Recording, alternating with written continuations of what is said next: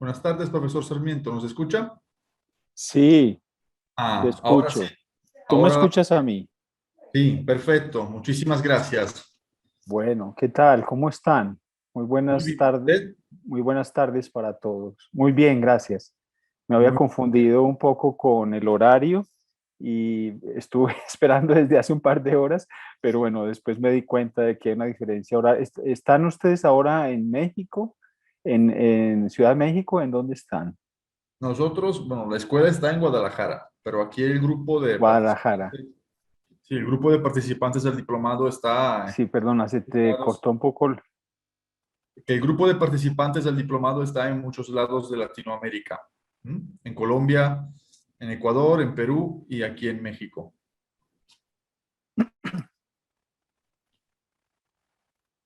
Ah, qué bien. Bueno. Entonces, sin más preámbulos, profesor, para poder empezar, yo leería su breve semblanza que me envió, ¿no? Sí. Para que todas las personas, digamos, puedan conocer. Entonces, el profesor Jaime Sarmiento es arquitecto graduado por la Universidad Nacional de Colombia, sede Medellín, donde además ha sido docente en las áreas de proyectos y teoría e historia de la arquitectura. También ha sido profesor en la Escuela de Arquitectura de La Salle de la Universidad Ramon Llull de Barcelona, y de la Universidad también Pontificia Bolivariana y la Universidad de Santo Tomás. Ha sido ponente e invitado para dar conferencias en varias universidades de Latinoamérica y Europa. Tiene publicaciones en libros y revistas internacionales. Obtuvo el título de doctorado en la Escuela Técnica Superior de Arquitectura de Barcelona 1997 con la tesis la capilla de Ronchamp de Le Corbusier. En paralelo a la docencia, ha desempeñado una labor en Colombia y en España, habiendo construido algunas obras. Desde hace algunos años viene desarrollando una investigación en torno a sistemas de construcción industrializada. En la actualidad cuenta con su propia empresa, Ensamble, Sistema Constructivo, fundada sobre la base de un sistema de construcción industrial que patentó, Mm. el cual ha obtenido reconocimiento en concursos de emprendimiento en Colombia y en el Silicon Valley. También fue el director de la propuesta presentada por la Universidad Nacional de Colombia en el concurso internacional Solar Decathlon 2015 sobre vivienda social sostenible. En el 2019 fue ganador del concurso internacional Barcelona-Nueva York, Affordable Housing Challenge, promovido por los ayuntamientos de Barcelona y Nueva York para proponer vivienda asequible. Con mucho gusto, profesor, le dejo la palabra para que pueda empezar con su clase magistral. Bueno, muchísimas gracias por la invitación. Me siento muy honrado, pues, porque estén ustedes aquí escuchándome. Y bueno, tú eres Brau, ¿verdad? Es que aparece tres espacios, pero me sospecho que eres Brau, ¿verdad? Sí, Bueno, exacto, bueno, del equipo de Saida Mushi, que viene de Barcelona y estás ahora, digamos, en México. Pues exacto. bien, ¿cuánto tiempo tengo para hacer la exposición? Y me gustaría que hubiesen preguntas también. Sí, podemos dejar un tiempo de 50 minutos, una hora para la exposición y luego podemos dejar unos 10 minutos para poder interactuar. Bueno, perfecto. Entonces voy a ir un poquito de prisa. Voy a compartir. La anfitrión inhabilitó la función de compartir las pantallas de los participantes. Tienes que Ahora dejarme, está habilitada. a ver, bueno, entonces les voy a preguntar si por favor, si lo están viendo ustedes la presentación, Sí, voy a ponerla en perfecto. modo de pantalla completa. Bueno, está un poco como titilando, no sé por qué de estas cosas. Me cuentan por favor si ven Sí se ahora. ve. ¿Se ve la pantalla completa? Sí, Bueno, el título de la conferencia parpadea un poco, no sé qué le pasa.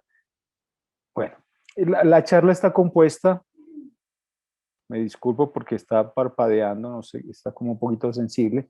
Está compuesta en cinco fragmentos, digamos que la primera es de investigación. Al final de esa primera parte hay unos comentarios que son como una síntesis de los conceptos de esa investigación. Después hay una parte de desarrollo, aplicación, es eso que yo aprendo de esa investigación y desarrollo, lo empleo después en la universidad, en mi trabajo docente, y después está lo del concurso de Barcelona, que ya mencionó Bravo. Entonces voy a ir directamente como a la raíz un poco de este asunto. Digamos que en el siglo XX una de las principales preocupaciones de casi todos los arquitectos de la modernidad era producir vivienda en serie. Era la época de posguerras y uno de esos personajes que más se ocupó en pensar que las viviendas podían ser fabricadas cual si fuesen coches, carros, automóviles, era Le Corbusier.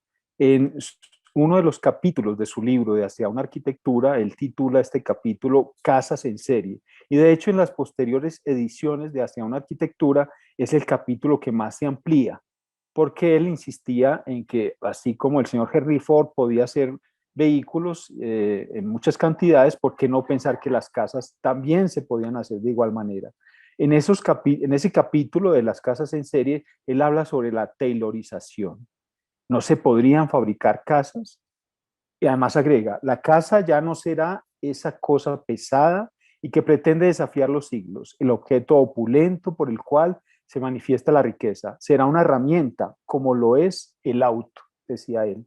Y aquí vemos unos dibujos donde aparte de unos módulos, un módulo cuadrado y medio cuadrado, y él va agregando piezas hasta hacer una configuración como una especie de Z, y a partir de esas zetas va juntando unas piezas con otras hasta crear unos barrios. Este es el PESAC, la propuesta de vivienda colectiva para PESAC, que después de los años, aquí se ve una fotografía a la izquierda donde la obra está recién terminada, donde podemos apreciar los 5 puntos de su arquitectura, la ventana corrida, la casa sobre pilotis, la terraza jardín, en fin. Al cabo de los años, los moradores de esas viviendas terminaron transformando las casas. La fotografía de la derecha es un poco un resultado de ese morar al interior de esas viviendas. Es curioso porque, incluso sarcástico, le han cambiado la ventana corrida y han puesto como bueno, realmente la fachada es como un rostro que tiene unos ojos con unos lagrimones tremendos. Le cambiaron la cornisa, no sé si será más bien como un lamento, pero es un reclamo. Una de las situaciones que se da, digamos, durante esta producción seriada, que se llama, en los tiempos del siglo XX, se llama estandarización, es que la gente, el público en general, se resiste a estar uniformado, a vivir todos en la misma casa, siendo distintos. Entonces, uno de los problemas manifiestos durante este periodo de producción en serie, de industrialización, es justamente el reclamo por parte del público, de los individuos, de ser distinto a los demás. La casa es una máquina de emocionar, diría Le Corbusier. Pues es una frase que fue un poco malintencionada, malinterpretada, perdón, porque él diría que la casa era como una máquina de vivir, pero aclaró luego que era para emocionar. Y se tomó como muy literalmente este aforismo y se pensó que él lo que quería decir era que la casa era como una máquina más, como un automóvil, y lo que pretendía realmente era emocionar. Pasados los años, él se dio cuenta de estas transformaciones y dijo la siguiente frase: la vida siempre tiene la razón, el arquitecto es quien se equivoca. Parece como sintomática esta frase, puesto que da a entender de que él no previó en ese momento de que la vida llegaría a estas viviendas y las transformarían tan radicalmente. Bueno, y da la razón a la vida después, como en el sentido de transformar esas viviendas. Él parte de este malla estructural que bien conocen ustedes, que es la Maison Dominó, el entramado de losas y columnas que se van adosando unas con otras, cual si fuesen el juego de dominó para conformar las manzanas, los barrios, las ciudades, y con ello también, bueno, eso sería como el punto de partida, y luego hace unas propuestas de viviendas colectivas como la Unité de Habitaciones de Marsella, donde es una ciudad en miniatura. Es una ciudad donde alberga, perdón, se está titilando un poco. Es una ciudad porque alberga hotel, alberga guardería, alberga mercados. Pueden vivir ahí unas 5.000 personas y casi que ni pisar la calle. Podrían trabajar perfectamente ahí, los niños ir a la escuela. Bueno, un modelo de vivienda diferente que ha resultado totalmente exitoso, diría yo. Otra propuesta de vivienda es esta que hace para Cap Martin, Rock et Rob, en la costa francesa, a partir de una estructura metálica que la ven ustedes abajo, en unos perfiles metálicos en L, que va juntando y va haciendo formas de T, formas de cruz, incluso abajo pone unas figuras que indican una posible autoconstrucción. Y con esa parrilla tridimensional logra montarla en las montañas del sur de Francia, mirando hacia el Mediterráneo, y hacer este entramado, esta urdimbre que parece más como una colmena humana, donde se tienen dobles alturas, donde se tienen diferentes espacios, ¿no? Otros de estos abanderados, perdón un momento, es que tengo una dificultad aquí.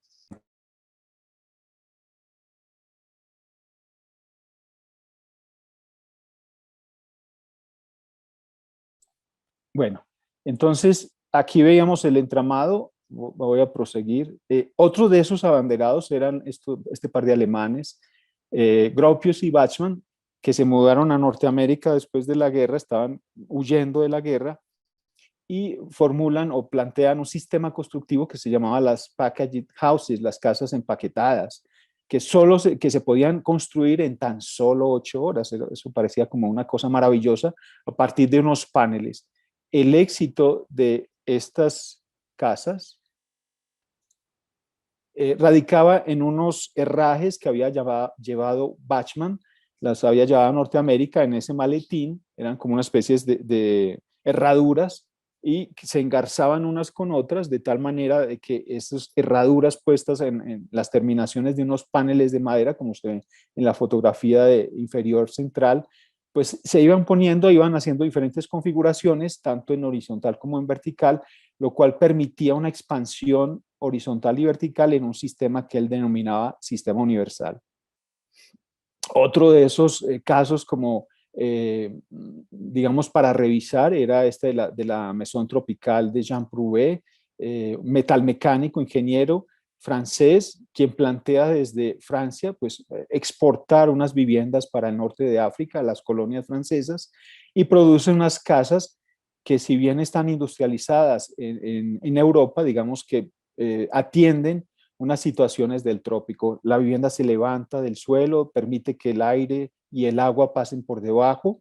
Las paredes están perforadas de tal manera que hay una ventilación cruzada de un lado a otro. La cubierta se hace inclinada y tiene como una especie de chimenea de tal manera que el aire caliente tiende a subir y evacuarse por esa chimenea. Atiende como esas situaciones del trópico. Se montaban en un avión y se llevaban a otros lugares. Esta preocupación por modular, por fabricar en series, era muy manifiesta, digamos, a mediados del siglo XX, sobre todo después de las guerras, como decía al comienzo. Aquí vemos unas portadas de unas revistas donde la construcción industrializada lo que permitía era que fuera ligera, flexible, rápida, económica y precisa. Se trabaja con milímetros. Y qué decir, pues, del caso también de Fuller, quien haría muchos intentos en industrializar de las viviendas. Aquí lo vemos exponiendo uno de sus modelos, la Dimaxion House, un modelo hecho con aluminio grande delante de la Sociedad de Arquitectos Norteamericanos, donde él hace un vástago, digamos un tallo, y a partir de ese tallo tiende unas cuerdas que aguantan la cubierta y aguantan las paredes y la misma casa. Las cuerdas van a ir hasta el suelo, se tensan y todo el conjunto trabaja con un sistema que se llama tenso integrado, como el que vemos explicado en la fotografía de la derecha, donde utiliza bastones, en ese caso serían de madera, con cables. Los cables se tensan, unos trabajan a tensión, otros a tracción, y el conjunto resulta estable, muy poco material, con mucha resistencia. Sería como una de las grandes avances y propuestas que haría Fuller. Y una de esas cuestiones que propuso sería esta de la Wichita House, que es una casa que más parece un ovni, parece un objeto no identificado, volador, está despegado del suelo, está hecho con metal, tiene una especie de caperuza, pero lo interesante, pienso yo, de esta vivienda, además de su extrañeza, es como el sistema de ventilación, porque tenía agujeros que permitían que el aire entrara por debajo, subiera por ese tallo central y luego se moviera al interior de la vivienda, recirculando y renovando constantemente el aire y luego evacuándolo por la caperuza. tal vez sea Fuller el que mejor o más directamente o más figurativamente aplicó, más aplicadamente tradujo ese aforismo de Le Corbusier de que la casa es una máquina para vivir, porque en efecto esto era como una especie de máquina que funcionaba a la perfección. Luego vendrían las case study houses, que seguramente ustedes las conocen, que surgen entre el 40 y el 45 más o menos, a partir de John Entenza, quien retoma la revista y convoca una serie de arquitectos para juntar lo que son las industrias de la arquitectura, la construcción, el arte, el diseño industrial. Y uno de esos casos es el de las Case Study House número 8, los esposos Ray y Charles Eames, en California, hacen su casa y su estudio a partir de elementos producidos en industria. Yo no sé si en México estará, bueno, seguramente que hay tiendas grandes de Home Depot, supongo que habrá, o habrá aquí en Colombia es Home Center. Uno podría ir fácilmente como a una de estas tiendas de grandes superficies, coger el carrito de la compra, echar los paneles secos prefabricados, los materiales secos de hierros, los tornillos, llevárselos todos a un solar y montar rápidamente una casa en seco. Las cerchas son de fabricación industrial, los perlines, bueno, todo es de fabricación en seco y es industrializado. Otro ejemplo bastante valioso, pienso yo, es esta de la Case Study House número 18 de Craig Elwood, donde a partir de muy pocos componentes, aquí se ve, es un perfil PTS, o PTS, yo no sé cómo lo llaman ustedes, pero es un tubo metálico de sección cuadrada, este mide 50 por 50 milímetros, y unos bastidores o unos paneles en madera aglomerada, forrados, se puede armar prácticamente toda la casa. Ahí vemos los operarios y casi con un destornillador y muy poquita herramienta se podría armar toda la casa. Pocos elementos industrializados que sirven para montar la vivienda. Y este otro que también llama mucho la atención, pues un ícono de la arquitectura moderna, es este de Pierre Koenig, la Case Study House número 22 en California también, en Los Ángeles, donde los elementos industrializados pues están como a la orden del día y sirven para referir esa arquitectura con el lugar. En Europa, John Hudson, el de la Ópera de Sydney, hace su propio sistema que se llama Expansiva en el 69. Aquí lo vemos jugando con esas modulaciones. Son unos pórticos hechos con madera laminada, como vemos en la parte derecha de arriba. Y esos pórticos se van juntando unos con otros haciendo cajas. Estas cajas se pueden forrar con revestimientos distintos y además esas cajas tienen distintos tamaños, como lo vemos aquí en las imágenes de la izquierda. Con esas cajas se pueden tener unas cajas reducidas para hacer baños, unas cajas intermedias para hacer habitaciones u oficinas, otras más grandes para tener unas habitaciones dobles e incluso unas todavía mucho más grandes o dobles para tener unos espacios sociales. Esas piezas de distintos tamaños se pueden juntar haciendo múltiples organizaciones como son las que vemos sobre la derecha, donde habría una infinitud de posibilidades. Y más recientemente, el MoMA de Nueva York invitó también a los arquitectos para reflexionar sobre esta tendencia que comenzó, diría, mis disculpas que hubo un apagón aquí en el sector y bueno, ya me vuelvo a incorporar, vuelvo a abrir la presentación y por favor me dicen si ya la están viendo. Sí, se ve. Bueno, entonces estaba hablando acerca de este momento más contemporáneo, pues el MoMA de Nueva York hace esta invitación para hablar sobre las casas que se fabrican en serie y se entregan contra entrega, pues como se hicieran como en las tiendas de los supermercados, casi. Se llama Home Delivery. Y en esta exposición de 2008 se muestran diversas viviendas que están hechas con materiales contemporáneos. Esta de la derecha, por ejemplo, es la casa de celofán, hecha por un par de arquitectos y profesores universitarios en Norteamérica, Stephen Kieran y James Timberlake, que hacen esta casa de celofán en el mismo lote donde 60 años antes Marcel Breuer había hecho la casa en el jardín. que también tenía que ver con esto de la vivienda industrializada. Estos arquitectos norteamericanos escribieron un libro bastante interesante, se llama Refabricating Architecture, donde hablan de que uno de los grandes problemas de la producción seriada de la vivienda en el siglo XX fue la estandarización. Y hablan de que con las tecnologías contemporáneas podríamos cambiar ese término por el de la costumización. Es como cuando uno se va a una concesionaria de automóviles y decide cambiar el color metalizado del automóvil, ponerle una cojinería de piel, cambiarle los rines, bueno, en fin, hacerlo a su gusto y a su manera. Esto de alguna manera solventaría aquel problema de la individualidad y ese reclamo del público por hacer propio algo, un producto que se fabrica en serie. Y otra de las cuestiones que mencionan es que se está cambiando el término de construcción, que sería el de la izquierda, donde hay muchos materiales que se juntan mediante elementos cementantes o componentes que tienen cementos aglutinantes, donde hay muchos componentes que finalmente estos terminarían, en el caso de ser demolidos, reemplazados en la basura.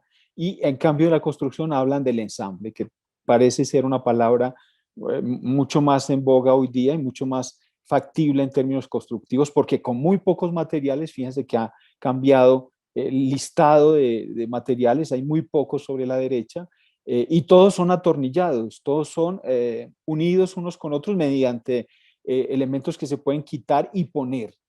Aquí eso cuando se desmonta se puede reusar, se puede llevar a otro sitio y ha cambiado totalmente el concepto. Dentro de esas tendencias más contemporáneas, miremos estas de Lacaton y Basal, donde a partir de un forjado, una losa en hormigón, ellos montan unas viviendas donde reutilizan algo que no era habitual en las viviendas, sino más bien que era para los invernaderos, y hacen estas especies de viviendas colectivas a partir de materiales agrícolas. También, digamos, que rompen y utilizan unos sistemas agrícolas para vivir. Pero una de las cosas que a mí personalmente me llama más la atención son las fotografías que aparecen de estas viviendas, porque si bien en tiempos de los modernos, de principios del siglo XX, pues había como esta idea de dejar las imágenes casi impolutas, blancas, sin habitantes. De repente aquí lo que parece que aflora es como la casa dotada de vida, aquello que reclamaba de Le Corbusier, la vida siempre tiene la razón, ¿no? Entonces aquí aparece la vida como en su máxima intensidad, aparecen los juguetes de los niños, la mecedora que regala la abuela, pues cosas que uno diría que podrían ser de mal gusto, pero bueno, son reflejos de la vida misma, ¿no?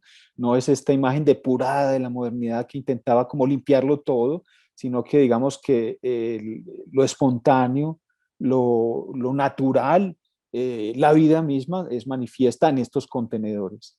En nuestro ámbito latinoamericano, pues se han dado casos en los cuales han habido como unos ensayos.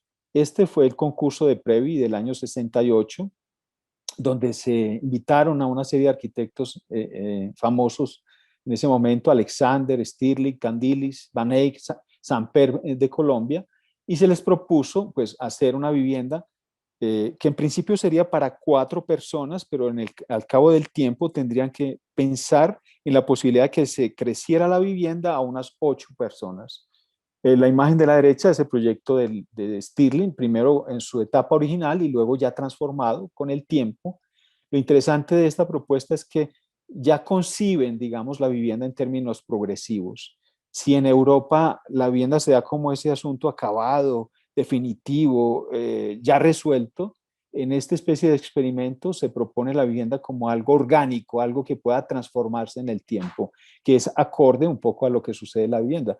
Y en ese mismo sentido, estas viviendas que propone Elemental de Aravena, pues van en ese hilo, en esa idea de dejar como una especie de semilla, de germen, porque la vivienda progresiva también se le ha llamado de muchas maneras, vivienda semilla, vivienda que se hace en el tiempo, bueno, ustedes también tendrán sus términos para esto, pero digamos que esto es la base para que después aflore o reverdezca la vida, y la vida cambiante se pone en principio como una base que es repetitiva, que es constante, que es estandarizada, pero luego la vida aflora de manera espontánea, desordenada, con colores distintos. Digamos que aquí la individualidad aparece.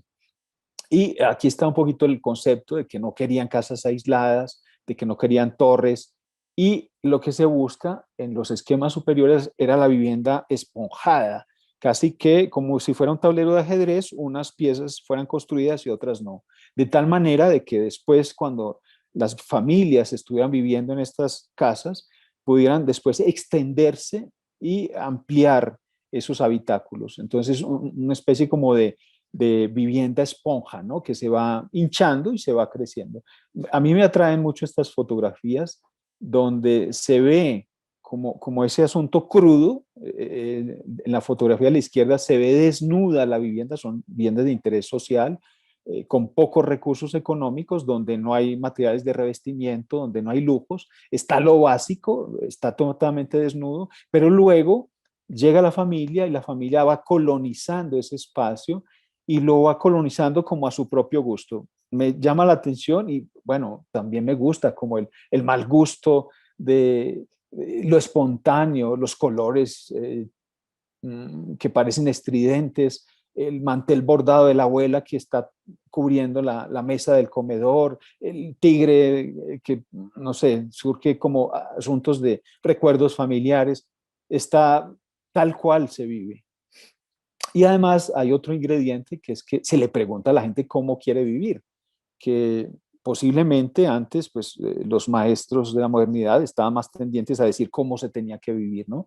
Y de repente pues los arquitectos más en la parte más contemporánea pues preguntan a sus usuarios, ¿a usted cómo le gustaría vivir? Y hay unos imágenes, hay unos talleres colectivos donde hay como una participación que permite, digamos, llegar a unos acuerdos y unas maneras colectivas de trabajar. En Colombia, el maestro Germán Samper, quien fue discípulo de Le Corbusier, pues propuso unas casas de autoconstrucción y finalmente él hacía como una simbiosis entre dos sistemas de construcción y dos urbanismos. El de la izquierda hablaba sobre la ciudad jardín, sobre la ciudad expandida en el territorio, baja altura, baja densidad, y luego las torres corbusierianas, altas, y abajo el bosque, y él fusionaba estas dos situaciones en viviendas bajas de alta densidad. Y lo interesante de la propuesta del maestro Samper era que yo no alcanzo a leer como la frase de abajo porque me la está tapando. Voy a intentar mover esto. Dice, la investigación tuvo un giro inesperado cuando descubrí que más que diseñar volumetrías, y se movió otra vez, interesaba, deberíamos hacer énfasis en los espacios públicos que estas volumetrías generaban.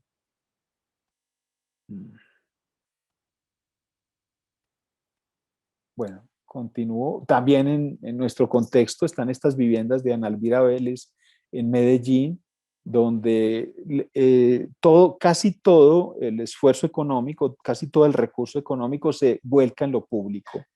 Una de las cuestiones que explican a Elvira es que sí, que el dinero se revierte en el espacio de juego de los niños, es colectivo, esto no está cerrado, es una calle que puede transitarse a las 3 de la madrugada, se puede pasar por acá, y se pone especialmente cuidado en las fachadas y todo lo que está común, porque por dentro hay este asunto también de dejar, digamos, la envolvente, es como una especie de nuez, de cáscara, que por dentro está sin acabar, está sin terminar, tiene los menos muros posibles, los menos muebles posibles, y luego los habitantes las colonizan. Esas especies de loft terminan siendo fragmentados, depende de si la familia tiene tantos hijos y puede tener 1, 2 o 3 habitaciones, como se ve ahí. Estas son fotografías de esos pisos, de esos apartamentos. El primero, estos están en la planta baja. Alguno decidió poner una tienda para vender sus productos y tiene dónde sentarse, y otra persona decidió poner sus muebles estilo Luis XV y bueno, vivía así. Y en cambio otra persona joven que tiene su oficina en su propia vivienda, como se ve sobre la derecha, tiene su escritorio de trabajo y en las noches del armario baja su cama y resulta que la sala de estar se convierte en habitación, totalmente flexible. Tiene un único espacio y ese espacio es polivalente. Bueno, a partir de esos conceptos, a partir de esas, digamos, referencias un poco mundiales a nivel latinoamericano y también colombiano, vengo a hacer como unas cuantas, una selección de algunos conceptos. El primero de ellos es la tecnología. La imagen de la izquierda me la cedieron en la NASA durante esa visita que hice al Silicon Valley, donde se ve en esa tabla, en la izquierda están los 1.000 millones de pobladores del mundo, en este momento estamos por 7.500 millones, y en la línea horizontal del tiempo, en la línea de abajo, está desde hace 9.000 años hasta nuestros días.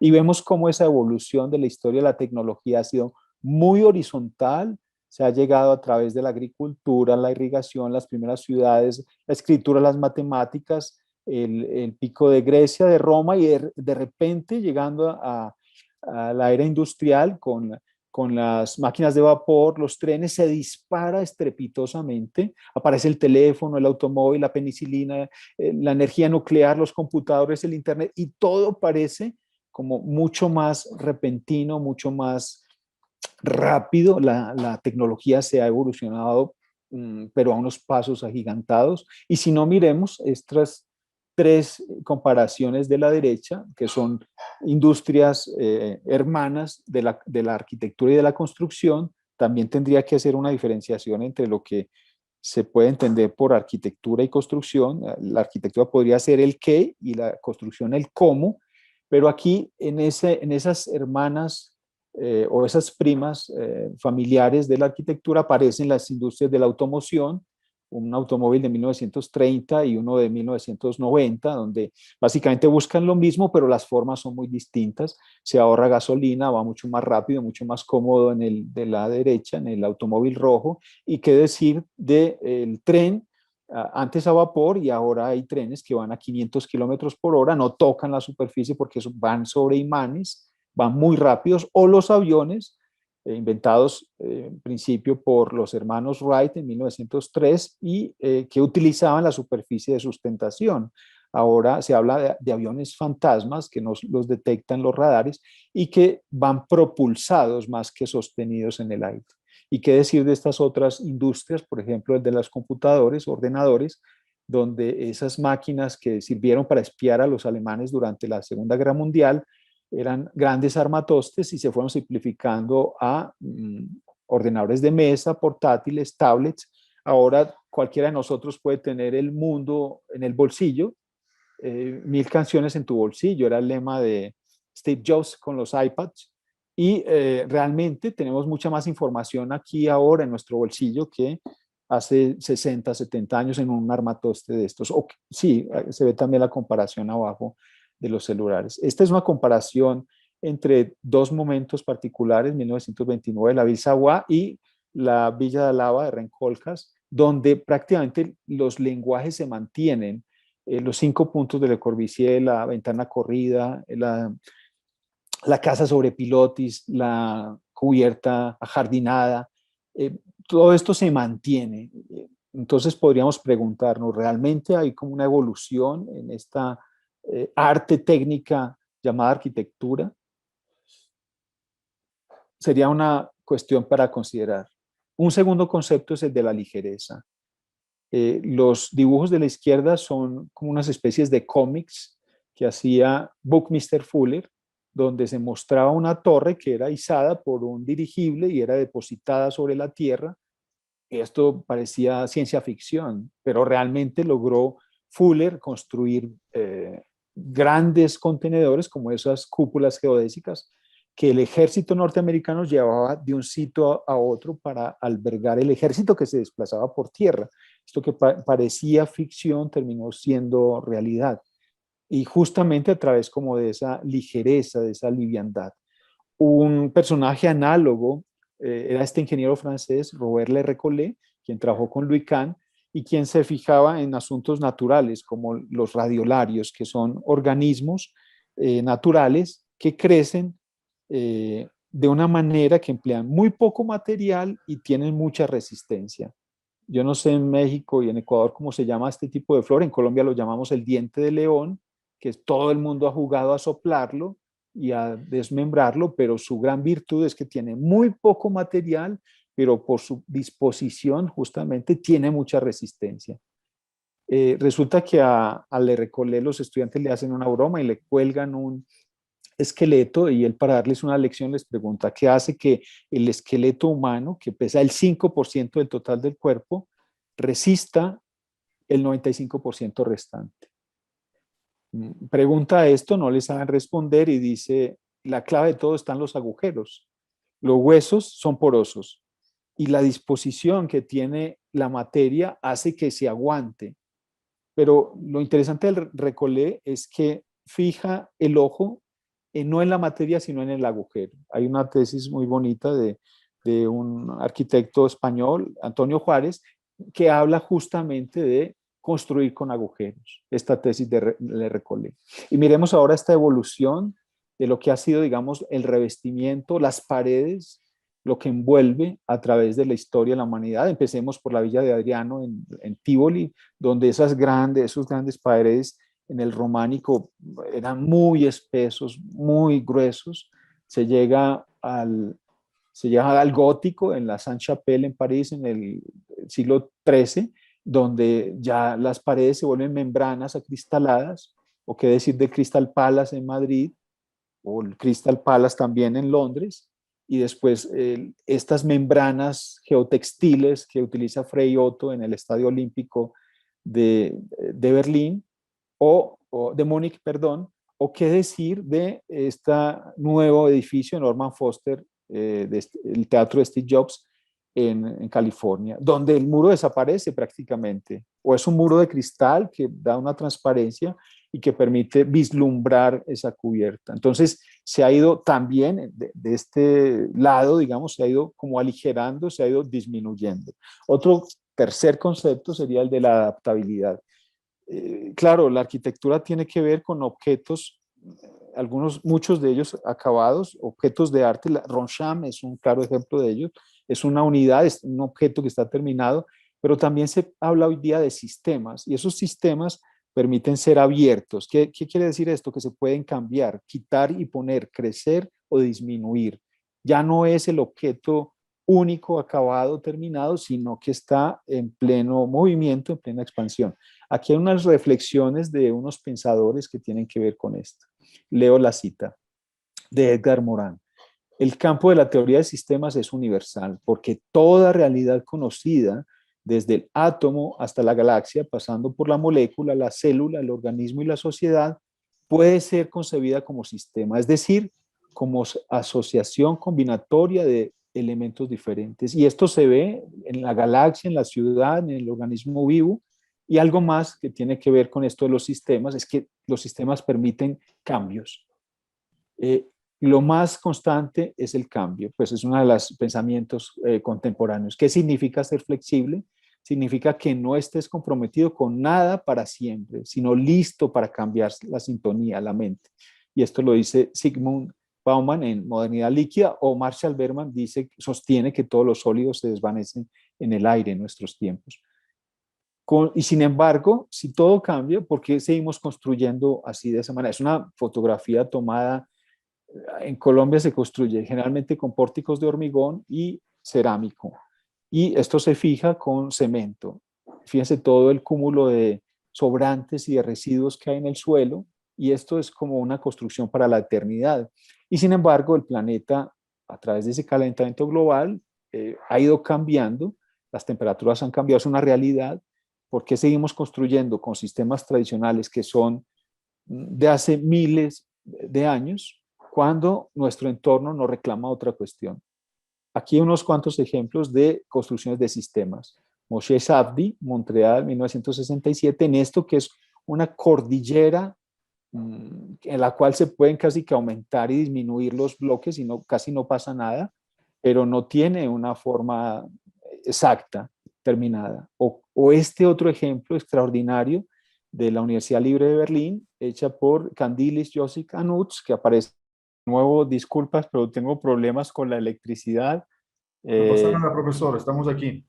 Bueno, Listo, voy a tener que cortar porque veo que, pero bueno, llegamos como a un concepto que es importante sobre el cual, Brau, tú has escrito, porque conocí uno de Sí. tus escritos a partir de los Map Building, que es este concepto también del sistema, ¿no? A partir de ese concurso que presentan Candilis, Josie Canuts y ganan en el año 72, Alison Smithson habla acerca de estos sistemas que permiten una máxima flexibilidad, ¿cierto? Son sistemas que, así como los pies de los gigantes, que son unas formaciones rocosas en Irlanda, se pueden ir como aumentando. Asimismo, pues podría la arquitectura entenderse como algo flexible. Y en ese mismo sentido, ¿por qué no entender que la arquitectura, la vivienda puede ser algo transportable? Aquí hay unas imágenes ancestrales de tribus donde llevan las viviendas, o más recientemente, Archigram ya proponía la Plug-in City, que es esta ciudad hecha a partir de contenedores que se iban instalando. Otro concepto que está muy en boga, es un tanto manido porque es reiterativo, se ha vuelto una palabra de moda, es este de la sostenibilidad.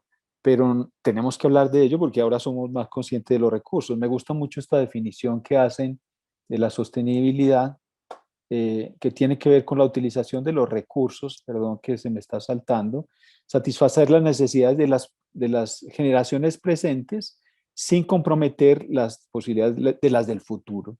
Y esto a partir como de tres esferas que son lo económico, lo medioambiental y lo social, la Declaración de Río, y por lo cual abogan hoy día los jóvenes, quienes son quienes van a heredar, digamos, este maltrato o este trato bienhechor que podamos hacer, digamos, al planeta. Esta también es una tabla comparativa que tiene que ver con las emisiones de CO2 en el tiempo y en toneladas. Las toneladas están sobre la vertical y el tiempo está sobre la horizontal, y se nota como desde 1970 se ha ido incrementando exponencialmente toda la parte de la emisión de la huella del carbono, a pesar de los protocolos, de las cumbres, de los acuerdos, en fin, y donde la construcción representa el 41%, es de los sectores que más produce contaminación, más que la industria y más que el transporte. Y a esto habría como dos opciones, realmente son tres. Hay una que es en el extremo, hay quien sostiene que lo más sostenible es no hacer nada, es volver a la caverna, o lo otro es depender exclusivamente de la tecnología, de la domótica, de todo este asunto que ha robado y ha atrapado, digamos, al ser humano, y que de alguna manera hace que no podamos prescindir de estos aparatos para poder vivir en muchos de los casos. Habría un tercer caso, que es una mezcla entre esos factores sociales, tecnológicos, medioambientales, que se conjugan y dan una buena respuesta. La arquitectura de Glenn Murcutt es un claro ejemplo de ello, donde parte de situaciones de la orientación, de la ventilación, del sol, del agua lluvia, de que no se vayan a incendiar las casas, trabaja con comunidades, en este caso son aborígenes australianos, y hay como esa conjunción entre lo más desarrollado, que son esas chimeneas que aparecen en las cubiertas, que hacen la ventilación, pero también con este asunto de a quién va dirigido y cómo. Bueno, voy a saltarme el paso 2, el 3 y el 4, porque pienso que no hay tiempo, pero pienso que también No es... se preocupe, profesor. Tenemos tiempo. Puede seguir. Sí, bueno, Sí. entonces ahora con estas reflexiones yo llego a un punto en que participo en un concurso. Esto fue en el 2004, hace 16 años. Eran unas viviendas para Barcelona, y parto como de una pregunta. ¿Podrían los habitantes de la vivienda diseñarla ellos mismos según sus gustos, necesidades y recursos? Un poco abogando en eso del diseño participativo, y pensando también la gente, dependiendo de sus recursos, podría tener una casa más grande o no. Y me valgo de esta imagen, que es el botellero de la vivienda de Le Corbusier, de la Unité de Marsellas en Francia, y propongo, digamos, unas siluetas o unas formas, unos volúmenes de vivienda que son muy distintos. Y entonces, al igual un poquito de lo aprendido de Hudson, que hacía como esos módulos en el sistema expansivo, pues con unos amigos que participaban en este concurso decidimos Hagamos unos módulos de servicios de baños, cocinas y otros espacios nobles de habitaciones y salas de estar.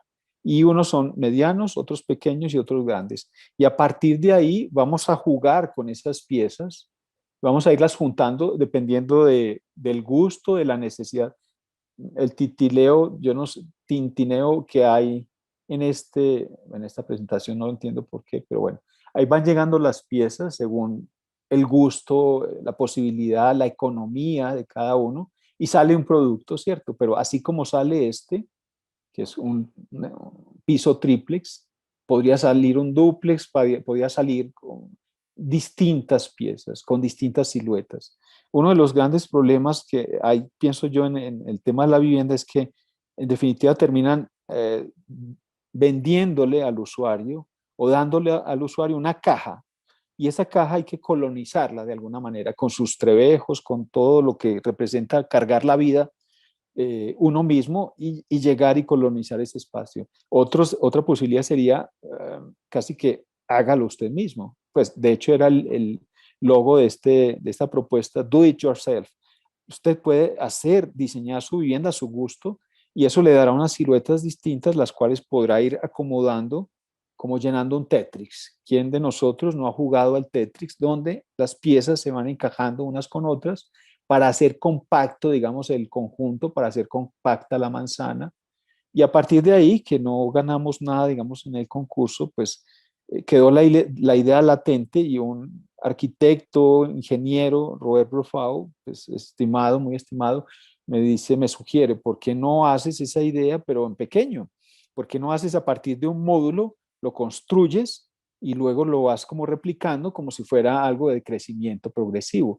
Yo me basé en esta estructura de Le Corbusier, de las casas en Rocket Rob, y me basé en esta planta de la pilar cruciforme de Mies, donde la cruz está hecha a partir de 4 ángulos metálicos, al igual que hizo Le Corbusier en esa patente de invención, Le Brevet, de 226 por 226, solo que yo separo los ángulos, le agrego un nudo, ese nudo separa las partes. Ustedes bien saben que cuando se separan las partes hay mayor inercia, se gana más canto, más profundidad en las vigas y en las columnas, y eso hace que eh, esa amplitud, digamos, en la altura tenga más inercia y más resistencia todavía. Y además, el espacio que queda en blanco el espacio que queda vacío, es justamente esos orificios de los cuales hablaba Le Recollet, es construir con vacío. Quedaba un agujero por el cual se podía meter instalaciones,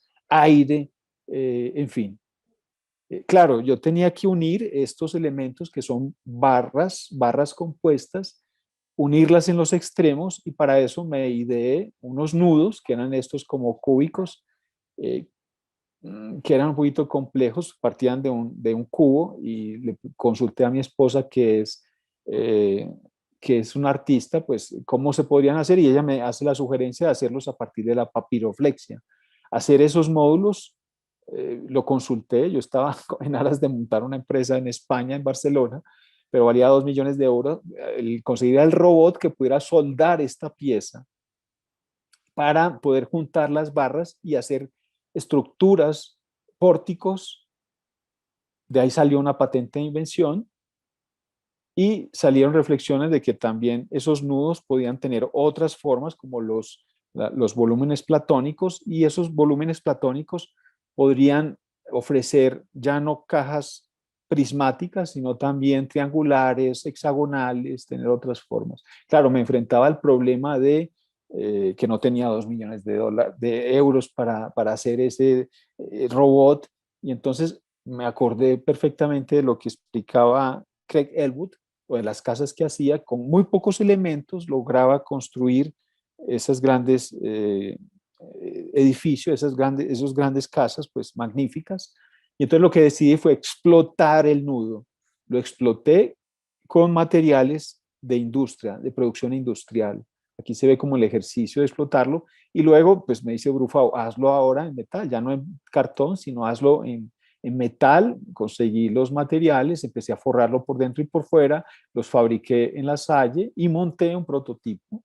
Ese prototipo era de 3x3, pesaba 1000 kilos, lo que pesa un automóvil, y necesitaba 4 bases de hormigón muy pequeñitas sobre las cuales se asentaba, digamos, el cubículo.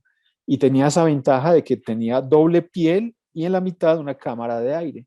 Se hicieron ensayos de mediciones térmicas, habían 0 grados en una nevada excepcional en Barcelona y por dentro habían 13 sin ningún aparato de calefacción, solo a partir de tener esos dobles revestimientos. Cuando llegué a Colombia, después de la crisis española, me establecí aquí, monté mi empresa, trabajo en la universidad y perfeccionamos junto con un amigo ingeniero, pues esos nudos, ya a partir también de piezas industrializadas, como lo haría Elwood, un poco aprendiendo de él, ya con perfiles abiertos.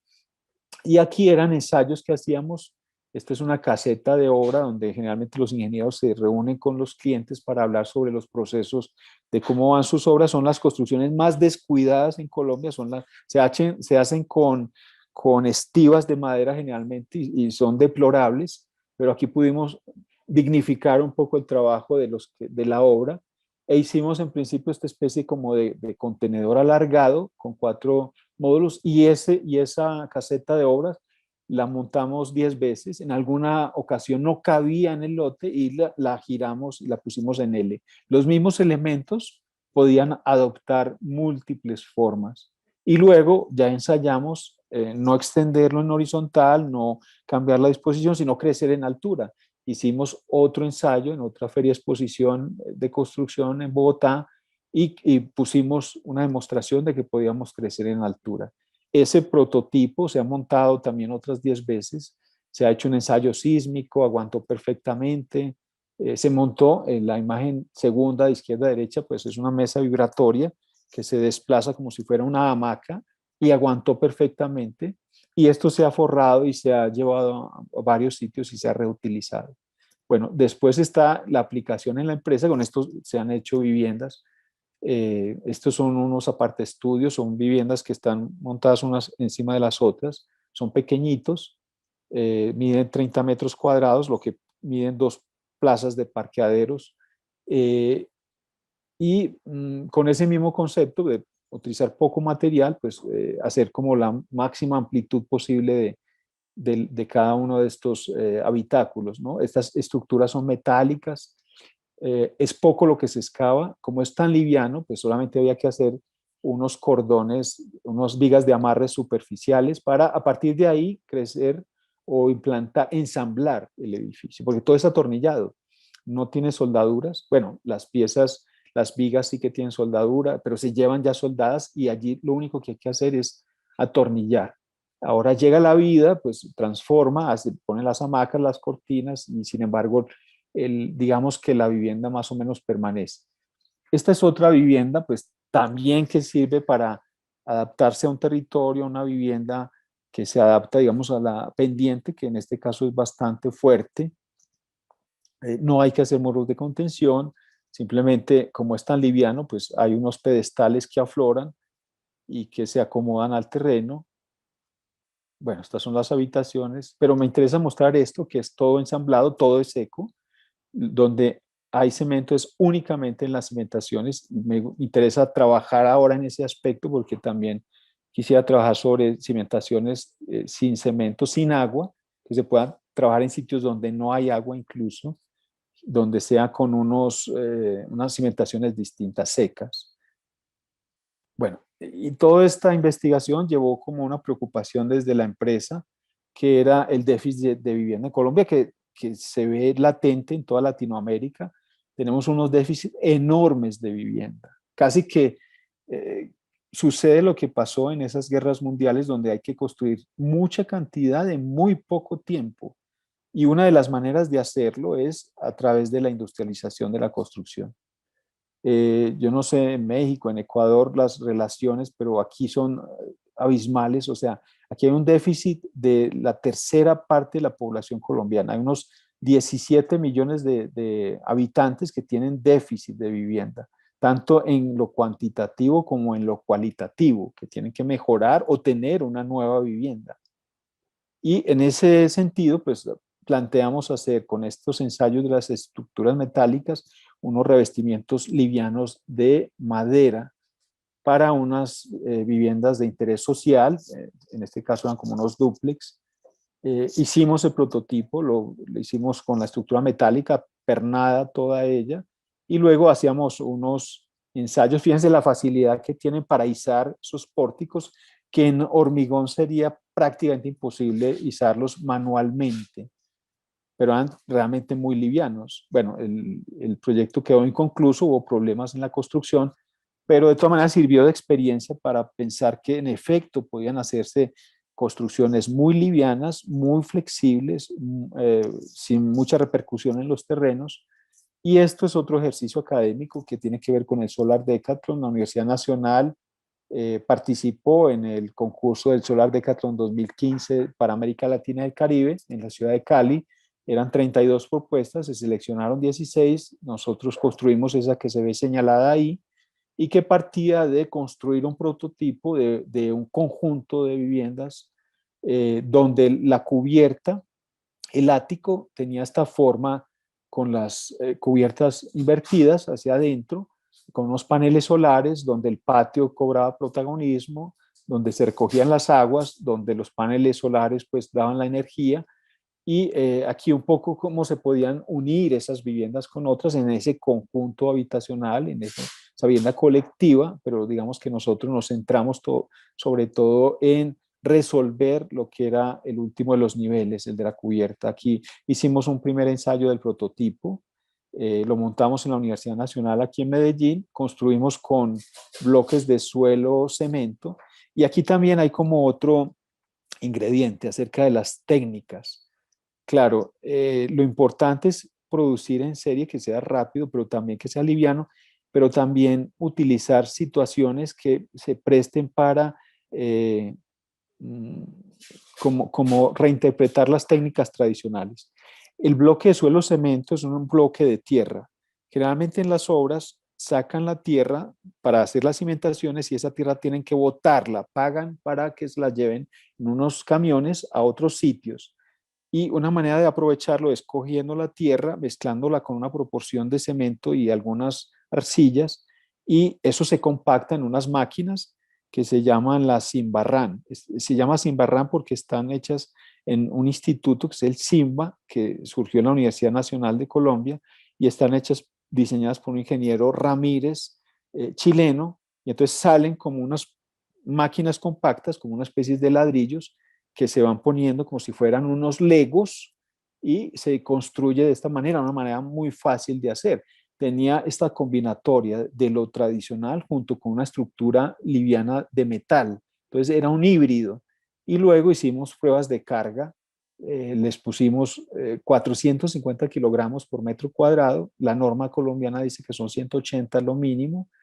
eh, y aguantó perfectamente. Y además de eso, pues le preguntamos a la gente, pues a los supuestos pobladores, cómo querían vivir, de los mismos estratos económicos bajos, pobres, y hubo como una especie de entendimiento para hacer estas propuestas. Claro, el concurso pedía construir en 10 días una vivienda. La hicimos en principio en Medellín, la llevamos a Cali, aquí está el grupo de estudiantes, una cosa de mucho tiempo, o sea, unas jornadas de mucho trabajo, pero lo terminamos como a satisfacción. Pues no ganamos el concurso, quedamos en cuarto lugar, pero a cambio de ello ganamos que conocimos y aprendimos mucho.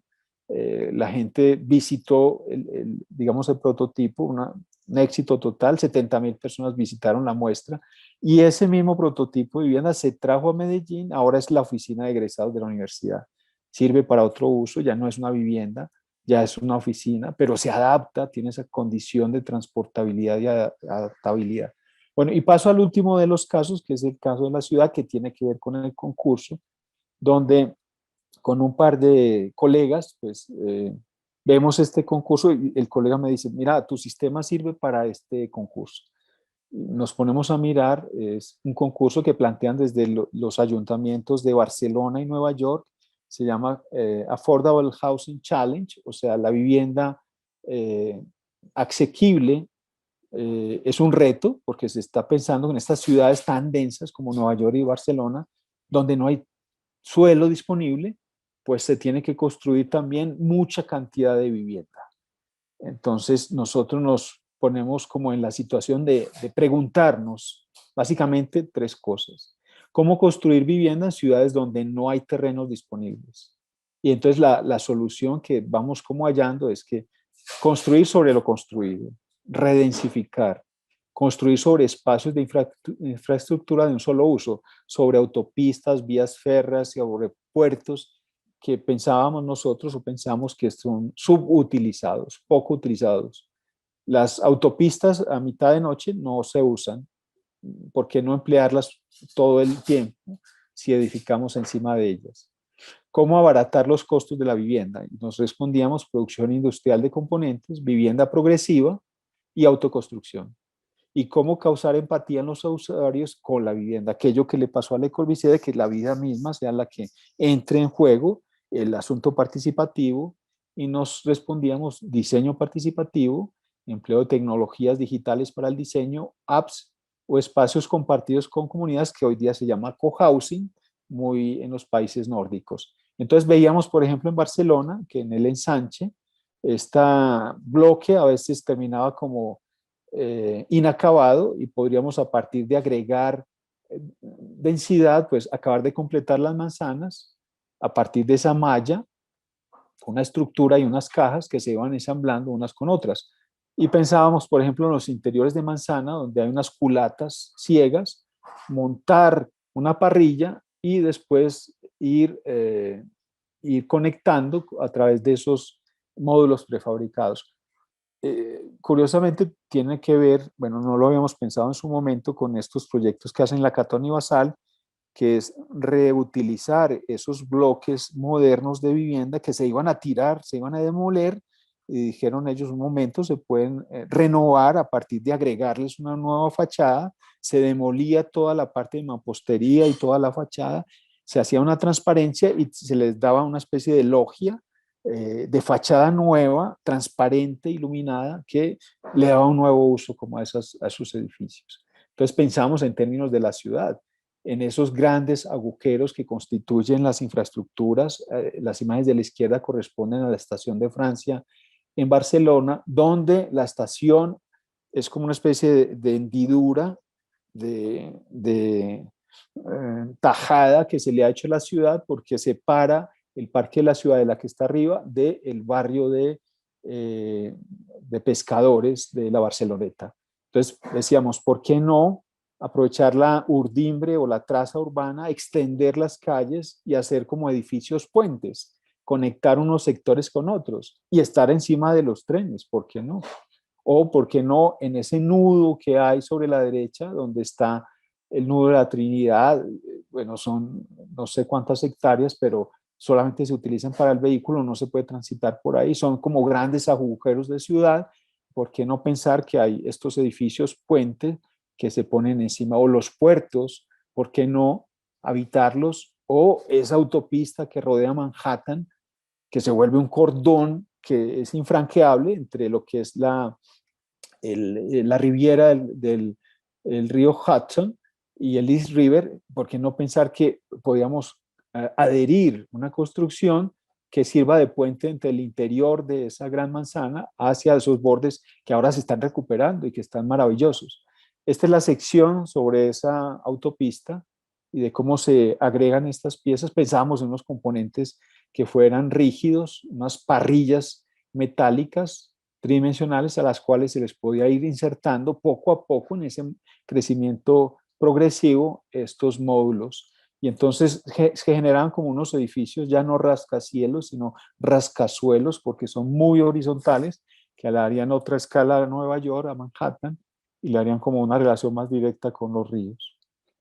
También pensábamos en esta posibilidad de que la vivienda fuera creciendo como fuera creciendo la familia, o se fuera transformando con la llegada de los hijos, en fin, o que tuviera espacios compartidos. Esto está muy en boga en los países nórdicos, donde las familias se van turnando y los papás cocinan para los hijos y los hijos de los vecinos un día, y a otro día le toca a otro. Entonces tiene una cocina compartida y pueden, digamos, sacar provecho de estos asuntos compartidos. De hecho, se ha demostrado que hay mucha más solidaridad y mucho más participación con los vecinos que comparten cosas y no cada uno aislado en su mundo.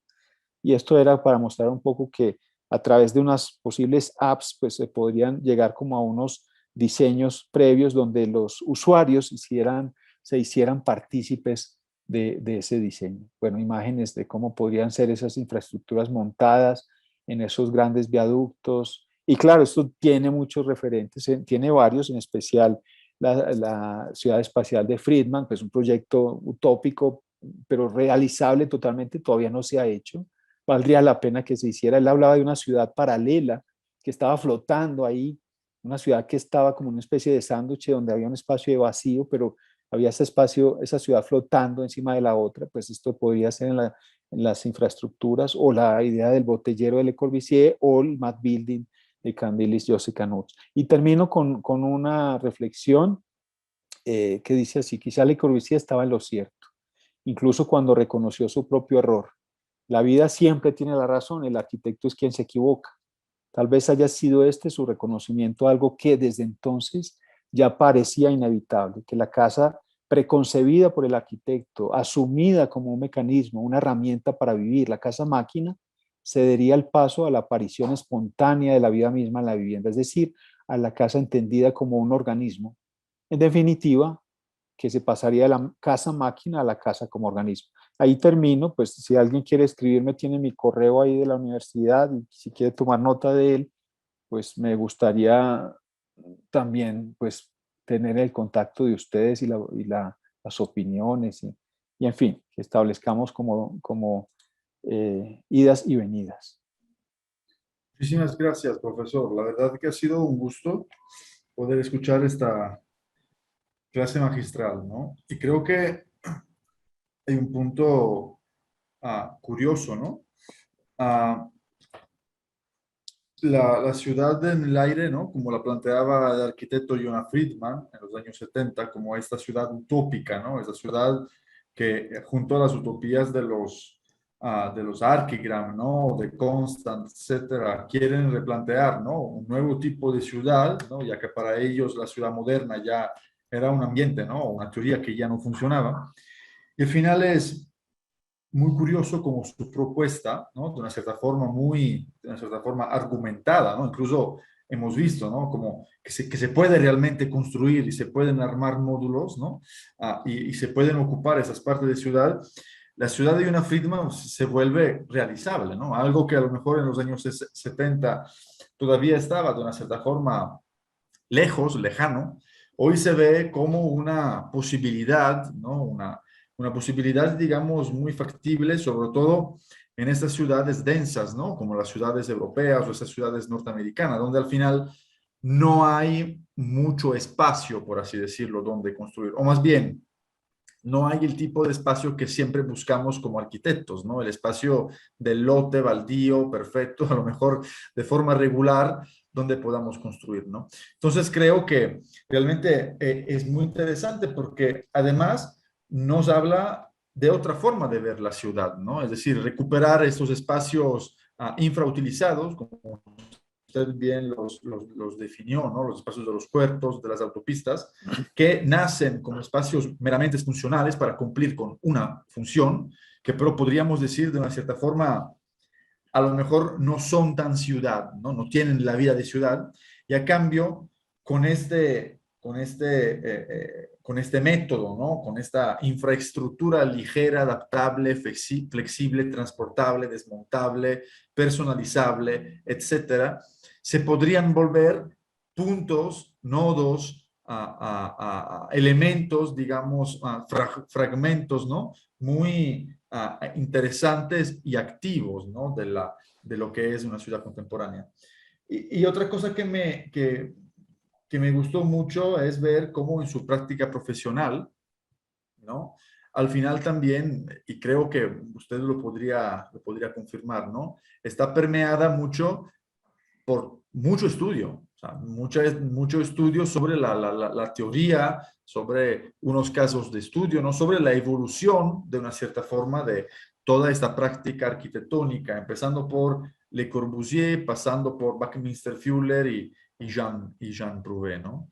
Entonces, indudablemente creo que, pues, que al final sí tenía que ganar este concurso, ¿no? Porque de una cierta forma, Gracias. sí, porque digo, de una cierta forma es algo que tiene un trasfondo, ¿no? Que tiene un trasfondo y a lo mejor lo podemos ver incluso como la evolución, por así decirlo, orgánica, ¿no? De estas ideas, ¿no? De esas ideas que ya se estaban de una cierta forma trabajando, ¿no? Esta idea de estas viviendas, repito, ¿no? Pues, fáciles de construir, de desmontar, de mover, y que pueden responder a este del sistema. Creo que también un tema muy interesante que introdujo en su charla, que usó en su charla, fue la idea de sistema, ¿no? Porque muchas veces, por cómo estamos acostumbrados, ¿no? Por cómo la pedagogía, digamos, o las teorías, ¿no? La forma de enseñanza de las universidades de arquitectura es proyectar la casa para el pintor, ¿no? O sea, proyectar como unos objetos arquitectónicos, ¿no? Que al final se transforman en arquitecturas terminadas de una cierta forma, ¿no? En el momento que tú le entregas la llave al famoso pintor, que siempre me pregunté cómo es un pintor, cómo vive un pintor, pues nunca llegué a una respuesta. Al final allí parece casi que acaba, ¿no? La labor del arquitecto. A cambio, nos ha enseñado como una cosa muy interesante, como dentro de una visión sistemática, ¿no? De la arquitectura, la labor del arquitecto no es diseñar un escenario, sino más bien diseñar estrategias para que se puedan dar diferentes escenarios. Es decir, cómo a través de nuestra estrategia podemos colmatar las manzanas del Eixample de Barcelona, ¿no? O cómo podemos a través de la misma infraestructura, ¿no? Con otra estrategia, agregar, como bien comentaba a usted, profesor, en vertical, ¿no? Como hizo la Catoni Basal con la Torre Bois-le-Pret, ¿no? O sea, agregarle, ¿no? A esos edificios que a lo mejor de una cierta forma son obsoletos o no son tan cómodos o tienen problemas, agregarle esta nueva crujía, ¿no? Que al final lo que hace es revivir esos edificios y ligarlos a este tema donde la arquitectura ya empieza a tener como un segundo ciclo de vida, ¿no? Y de una cierta forma veo también un poco, usted a lo mejor lo podría confirmar, ¿no?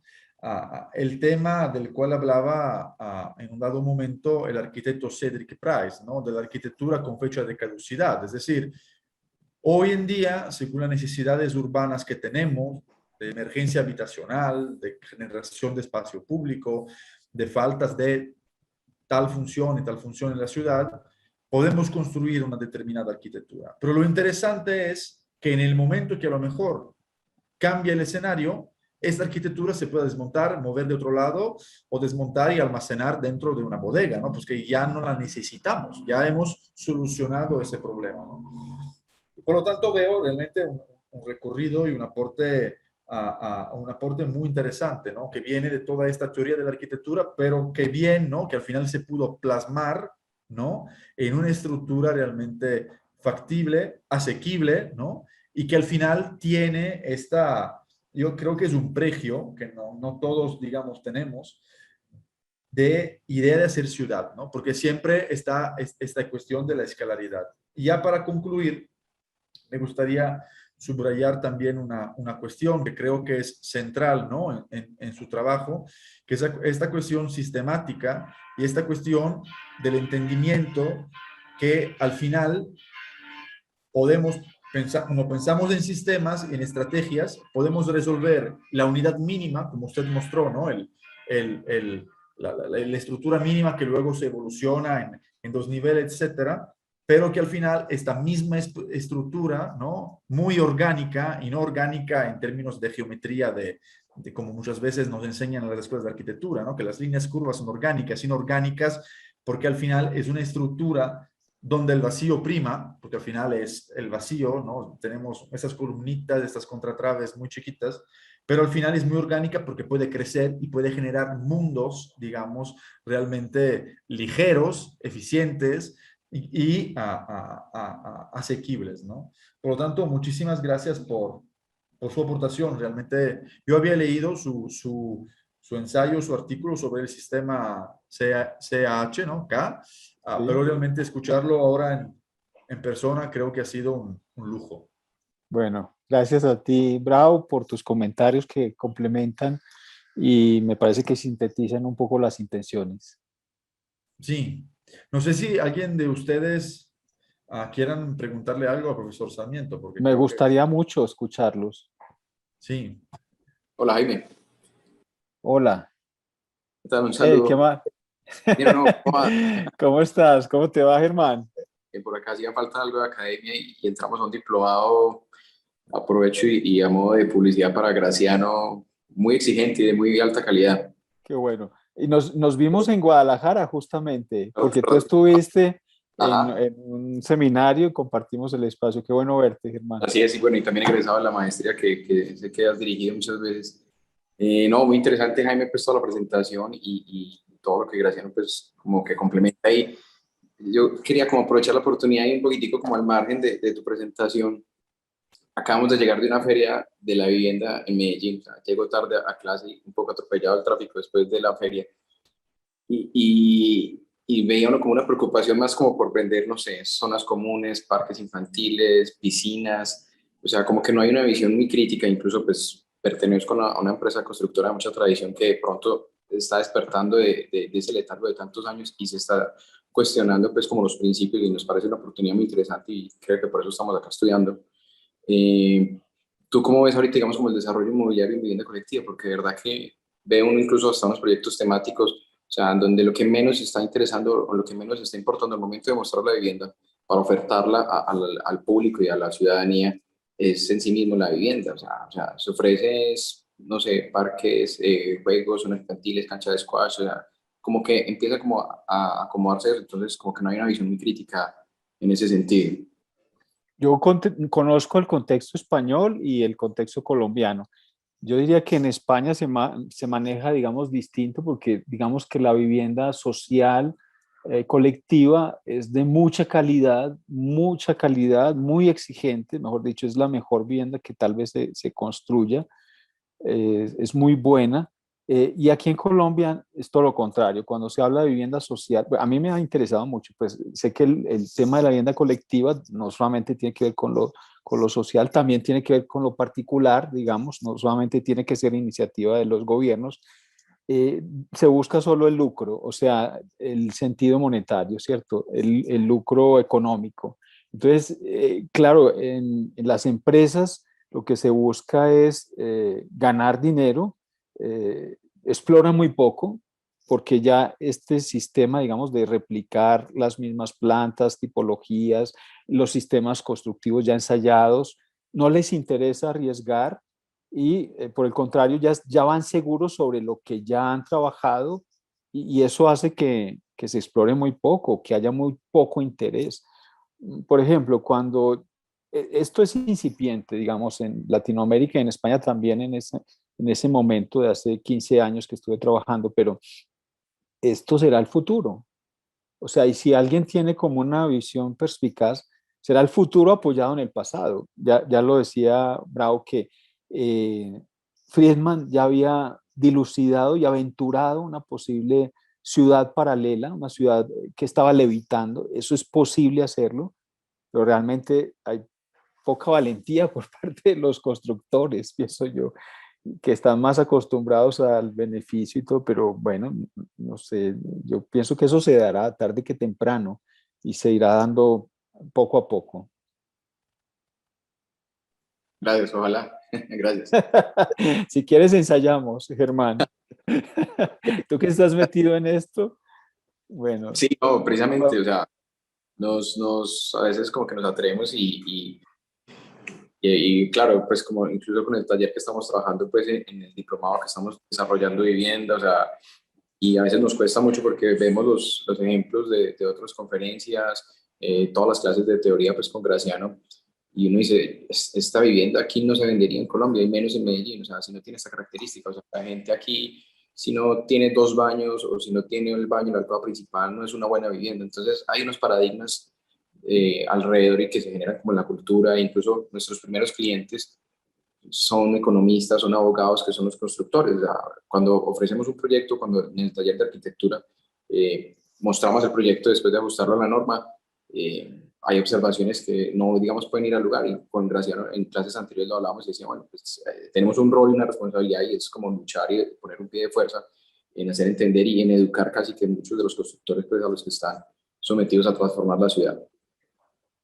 Habría un campo que podría ser interesante para los constructores y es volverse como promotores, pero de otro tipo de vivienda. En Bogotá lo han hecho, este taller de los Santiagos, que ganaron una Bienal de Arquitectura en Colombia, donde ellos consiguieron los predios y prácticamente como que propusieron unos nuevos modelos de vivir, eran para vivienda de interés social, pero ya no como en los productos estándares donde el lucro ya estaba garantizado, sino más bien como otro tipo de vivienda. Claro, eso implica como otro tipo de riesgos para los promotores, pero yo creo que ese riesgo a veces vale la pena correr. Gracias, Jaime. Gracias a ti, Germán. Digamos, ampliando un poco este razonamiento, ¿no? Yo creo que es interesante también, o podríamos analizar la postura. Digo, allí, en esta postura que voy a nombrar, digamos, no hay una aportación, digamos, tan directa por lo que tiene que ver con el sistema constructivo, pero sí hay un cambio como de mentalidad, ¿no? En lo que es el rol del arquitecto, ¿no? Y seguramente usted, profesor, conocerá el ejemplo de Juan Carlos Gorman y de Quiltro Polaris, aquí en México, en la ciudad de Cancún. Es decir, abro paréntesis, acaba de salir un libro editado por Arquine sobre la obra de ellos y la verdad es una preciosidad, donde explican su forma, digamos, de poder desarrollar este tipo de proyecto, ¿no? Con el famoso esquema que siempre Juan Carral, digamos, dibuja a mano en sus conferencias, ¿no? Es decir, muchas veces, a lo mejor no es para todos, ¿no? Pero muchas veces nosotros arquitectos siempre esperamos, ¿no? En nuestra oficina que caiga el proyecto del cliente, ¿no? O que nos contrate un desarrollador para hacer un proyecto, ¿no? Y esto, desgraciadamente, luego, claro, nos somete a las reglas del negocio, ¿no? Es decir, el desarrollador es quien invierte el dinero, pues al final va a decidir determinadas cosas, ¿no? Y lo que sucede, digamos, allí en Cancún, en el barrio de Donceles, ¿no? Este barrio que está cerca del centro, de la playa, caracterizado por amplias viviendas unifamiliares, muchísimas, digamos, en estado de abandono, y por una normativa, digamos, que al día de hoy sigue permitiendo solo y simplemente la construcción de vivienda unifamiliar, ¿no? En este barrio, que ya han visto, han estudiado, ya no es, digamos, de una cierta forma lo que la ciudad está necesitando, ya no lleva, digamos, a una buena densidad, lleva a toda una serie de problemas y es por esos problemas, digamos, que esta vivienda se ha ido abandonando en el tiempo. Entonces, allí es muy interesante porque Juan Carral, que luego se asocia, bueno, empieza con su primo y luego se asocia con este otro arquitecto que se llama Víctor Evergeni Kelly, son dos arquitectos jóvenes, entienden que los arquitectos si realmente quieren modificar la ciudad, si realmente quieren hacer, pues, este tipo de razonamiento, ¿no? Se tienen que meter y ser sus propios desarrolladores, ¿no? Es decir, ellos al final, ¿no? Compran la casita abandonada, o incluso la persona que vive en condiciones, digamos, indignas, ¿no? Porque no tiene ni el dinero para poderla arreglar, la sede, de una cierta forma, y construyen unos pequeños edificios de planta baja más 2, más 3, allí ya con tecnología mucho más tradicional, porque estamos hablando de bloque, estamos hablando de concreto armado, pero creo de una cierta forma que es interesante nombrar este tipo de aportación en la medida que al final ellos mismos, ¿no? Como arquitectos, ¿no? Empiezan a promover su propia idea, o sea, ellos mismos se arriesgan, como hizo usted, digamos, con su propio proyecto de su estructura, ¿no? Cuando nos contaba, pues, abrir una empresa cuesta tanto y son también riesgos, ¿no? Porque uno le puede ir mal.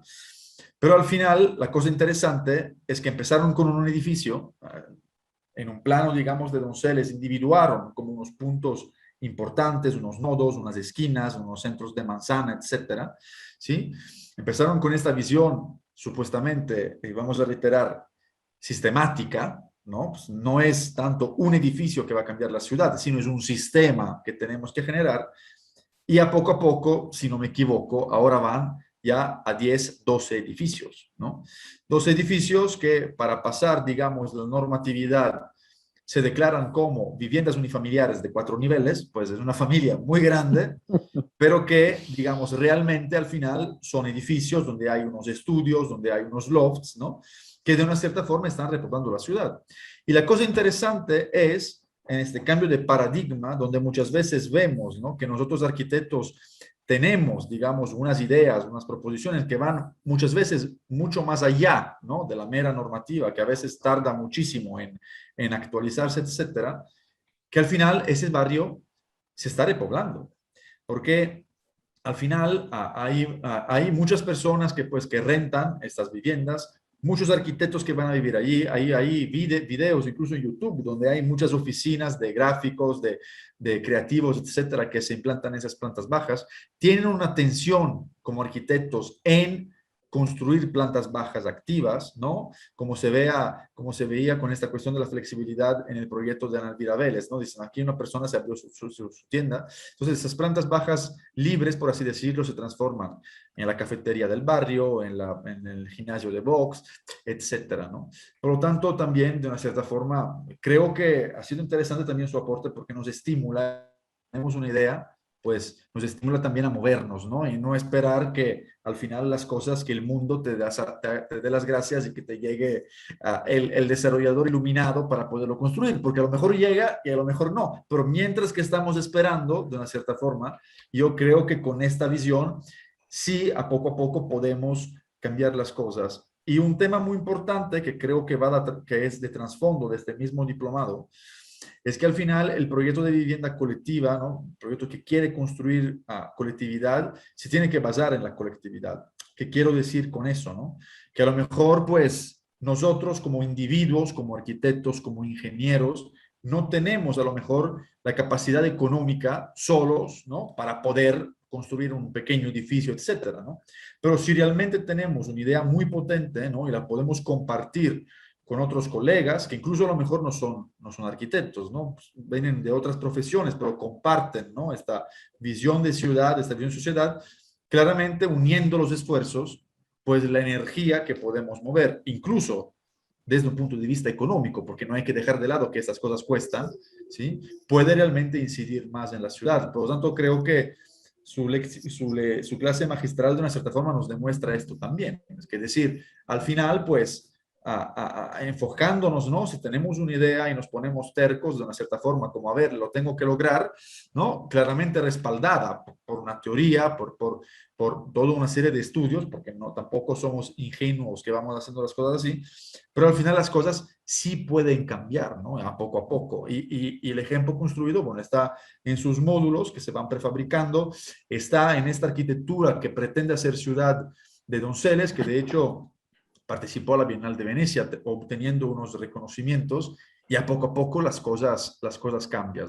No tenemos de una cierta forma que rendirnos a la praxis que diario, cotidianamente, pues, mueven las cosas, ¿no? Intentamos buscar soluciones alternas, ¿no? Me parece muy interesante esto que mencionas porque yo pienso, bueno, los arquitectos nos han educado para hacer objetos bellos y entonces el sistema se sale como de estos estándares de hacer objetos terminados bellos y el asunto del sistema es que como es inacabado, como no tiene las proporciones exactas, la belleza se ha transformado en otra cosa, o sea, ya lo habla Ábalos cuando habla de la belleza termodinámica también, porque es como otro concepto de belleza que tiene que ver con lo funcional, con lo sostenible.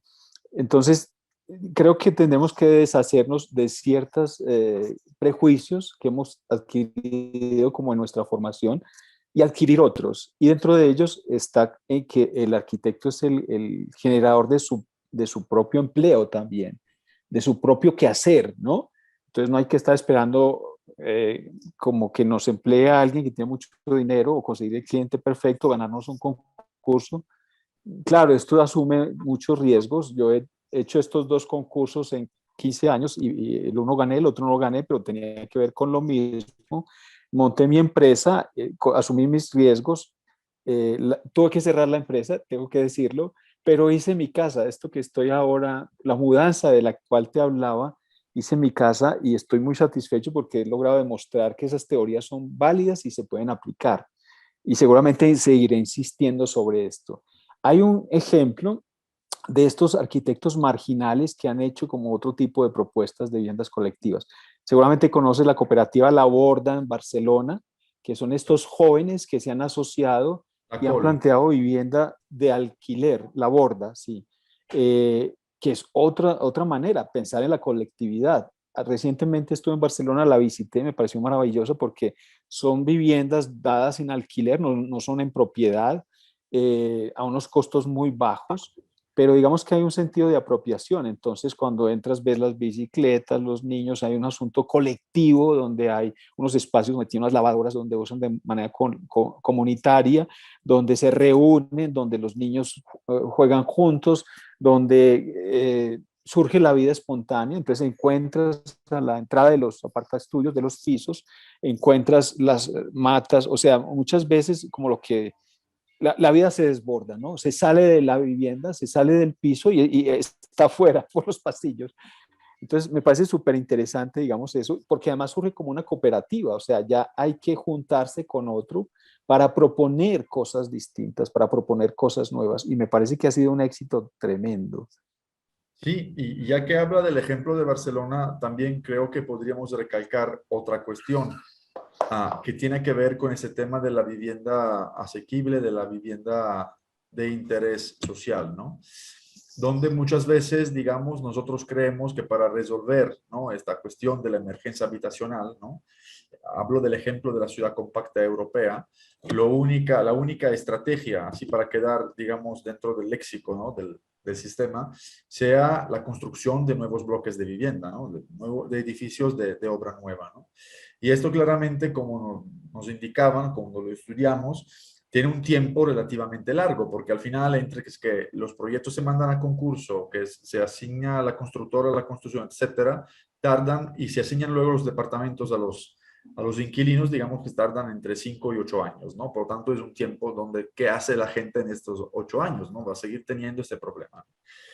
Entonces, habría que recalcar esta cuestión que se desarrolló a partir del 2015, cuando entró Ada Colau, ¿no?, con José María Montaner allí como regidor de vivienda, que el tema de la vivienda tenemos que aplicar una visión sistemática, ¿no? Y en el caso de la vivienda social, todavía más, porque está sujeto a esta emergencia. Una cosa es una vivienda, pues, de un particular, un desarrollador que la vende ya a alguien que a lo mejor tiene una vivienda y se quiere cambiar de barrio, ¿no? Pero cuando hablamos de vivienda social, es decir, de este derecho a la vivienda, no podemos prescindir de esta cuestión sistemática, es decir, han entendido, pues, que un ayuntamiento, por muy grande y poderoso, entre comillas, como podría ser el Ayuntamiento de Barcelona, que no es el último ayuntamiento del mundo, por así decirlo, en términos de recursos económicos, ¿no?, pero al final no puede, digamos, pensar de resolver el tema de la emergencia habitacional simplemente con la construcción de nuevos edificios, porque al final,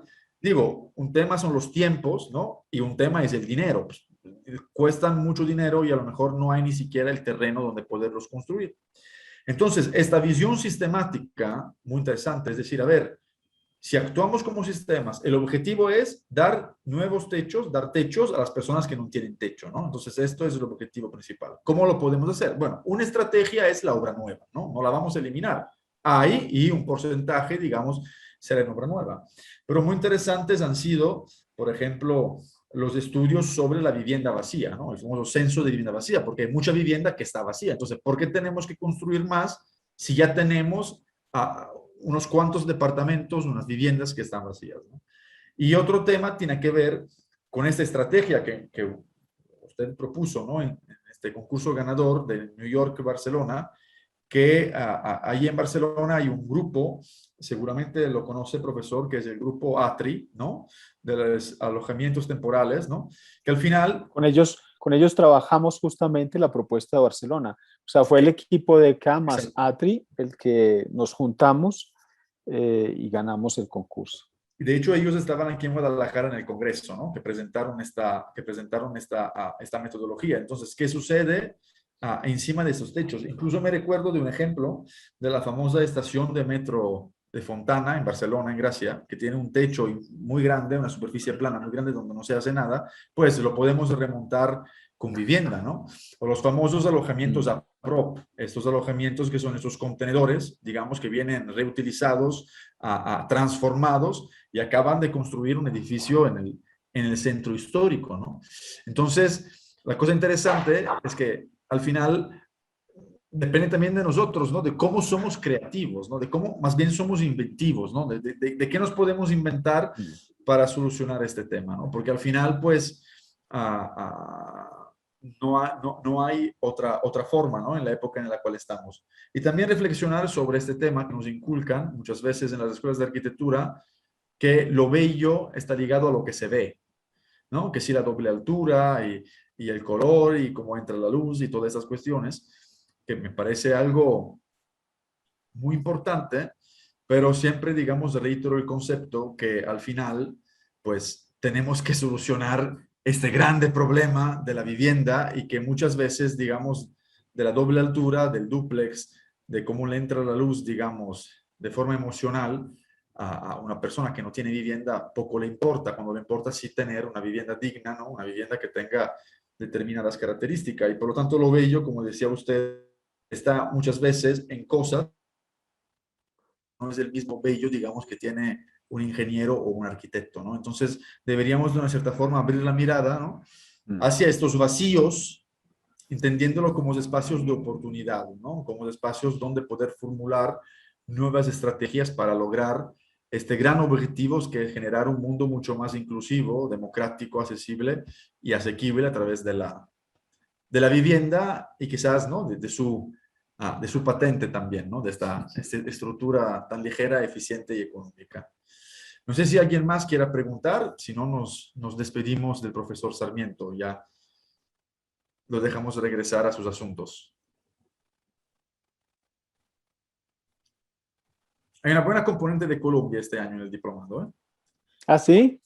Cuéntenme Sí. un poquito de dónde son, a ver, si se presentan y me cuentan dónde están. Yo soy María Camila Hoyos y soy de Colombia, de Medellín, junto Ah, con mi hermano. hola María Camila. Yo soy Andrés Felipe Martínez, también estoy en Medellín y trabajo con Germán y Camila. Ah, pero bueno, es el combo de Medellín. Sí, Somos de la misma empresa, sí. Estamos tres miembros del equipo de arquitectura de la constructora. Entonces, Ah, qué me hace bien. mucho valor, sí. Bueno, ahí ya les lanzamos un poquito como la incentiva. Les hemos dado un poquito de la semilla del germen para ver si es posible hacerlo de otra manera. Ojalá, ¿eh? Luis Sí, sí. Alfredo, Santiago, ¿de dónde están? Yo, Luis Alfredo, en Guadalajara. Ah, yo estuve en Guadalajara, me encantó. Qué ciudad más maravillosa, bella. Santiago. En Santiago soy de Ecuador, pero ahora vivo en Nueva York. Ah, estás en Nueva York, vaya. Bien. Carlos. Yo Carlos. soy Carlos Ramos, estoy en Durango, México. Bien. Sí, yo estoy en Guadalajara también. ¿Y Paulina y Freddy? Yo también estoy en Guadalajara. Yo soy de Lima, Perú. Ah, mira, qué bueno. Qué maravilloso esto. Bueno, la pandemia nos ha traído muchos inconvenientes, pero también unas ventajas de podernos encontrar en todo el continente, ¿no? Y hablar con distintos acentos y vernos y mezclar cosas, ¿no? Qué maravilloso esto. Sí, dentro de todo sí, la verdad. Se forman Bueno, lugares pues de aprendizajes muy, muy buenos. sí. Pues les agradezco por la invitación. Pues, y si en algún momento quieren volver a conversar, yo encantado, ¿eh? Perfecto, perfecto, profesor. Gracias a usted, perdón, y quedamos en contacto. De acuerdo. Bueno, saludos para todos. Muchísimas gracias. Gracias. Hasta A luego. ustedes, hasta luego.